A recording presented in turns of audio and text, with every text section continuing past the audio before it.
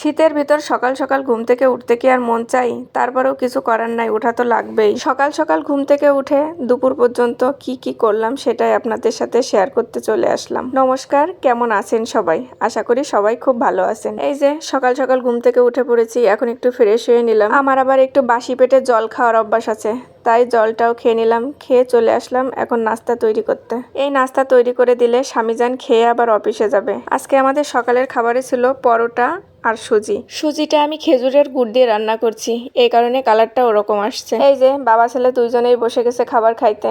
বাবা একটু খাচ্ছিল, ছেলেকেও একটু খাওয়াই দিচ্ছিল। পুচু সোনার বাবা তো খেয়ে দিয়ে অফিসে চলে গেল, আর আমিও যা কাজ ছিল সবকিছু গোছগাছ করে স্নান করে নিজে একটু রেডি হয়ে নিলাম। এর ভিতর ছেলে এসে বলতেছে, মা আমাকে একটু কোলে নাও।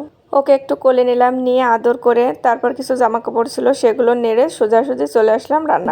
যেটা রান্না করব স্নান করার আগে সেগুলো কেটে ধুয়ে রেডি করে রেখে গেছিলাম। এসে গ্যাসটা অন করে কড়াই বসাই দিয়েছি, তাতে দিয়ে দিলাম তেল। এখন এই মাছগুলো সুন্দর করে ভাজি করে নেব। আজকে দুপুরে আমি রান্না করব ওলকপি আলু মাছ দিয়ে তরকারি, আর আলু পেঁয়াজ দিয়ে পালং শাক ভাজি করব। দুপুরে যেটাই রান্না করি না কেন আমি আর আমার পুচু সোনাই খেয়ে থাকি। দুপুরে পুচু সোনার বাবা অফিসে খাই, কারণ ওখানে বাধ্যতামূলক খাওয়াই লাগবে, এই কারণে আর বাসায় আসে না। দুপুরের খাবারটা দুই মাইপুতে খাই, তো এই কারণে রান্না করতে একটু দেরি হলেও কোনো সমস্যা হয় না। তবে সকালবেলার খাবারটা ওই 8টার ভিতরই দেওয়া লাগে, আর যেদিন একটু দেরি হয় সেদিন না খেয়েই চলে যায়। মাছগুলো ভালো করে ভাজি করে তুলে নিয়েছি, এখন ওলকপি আর আলুটা সুন্দর করে ভাজি করে নেব। আমি তরকারিটা একবারেই রান্না করে নিই, এই কারণে প্রথমেই দিয়ে দিছিলাম জিরে ফোড়ন, তারপরে সবজিটা হালকা করে একটু ভাজি করে নিয়ে ওর ভিতর দিয়ে দিছিলাম কাঁচামরিচ আর জিরে বাটা। তরকারিটা ভালো করে ভাজি করে নেওয়ার পর ওর ভিতর জল দিয়ে দিলাম, তারপর ভেজে রাখা মাছ দিয়ে তরকারিটা ঢেকে দিলাম। এদিকে ছেলে এসে বলতেছে, মা বাবা যে খেজুর এনে রাখছিল আমাকে সেটা দাও। ও খেলা করতেছিল, খেলা করতে করতে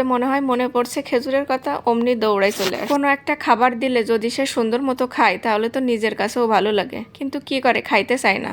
মন চাইলে খায়, না মন চাইলে খায় না, নষ্ট করে রেখে যায়। ওর এমনিতেই খাবারের প্রতি একটু আগ্রহটা কম। মাঝে মাঝে আপনারা তো দেখেই থাকেন, প্লেটটা সাজাই দিলে কি সুন্দর করে বলে, ওয়াও কি মজার খাবার, আমি এখন মজা করে খাবো। ওই রকম যদি খাবারটা মজা করে খাইতো তাহলে তো আমার আর খুশির সীমা থাকতো না। কথা বলতে বলতে এদিকে আমার তরকারিটা রান্না করা হয়ে গেছে। আমি তরকারিতে সামান্য গরম মশলা দিয়ে ঢেলে নিছিলাম। এখন পালং শাকটা ভাজি করে নেব, তার জন্য কড়াই বসাই নিয়েছি, তাতে একটু তেল দিয়ে আলু পেঁয়াজটা ঢেলে দিলাম। এখন এই আলু পেঁয়াজটা সামান্য একটু ভাজি করে নিব।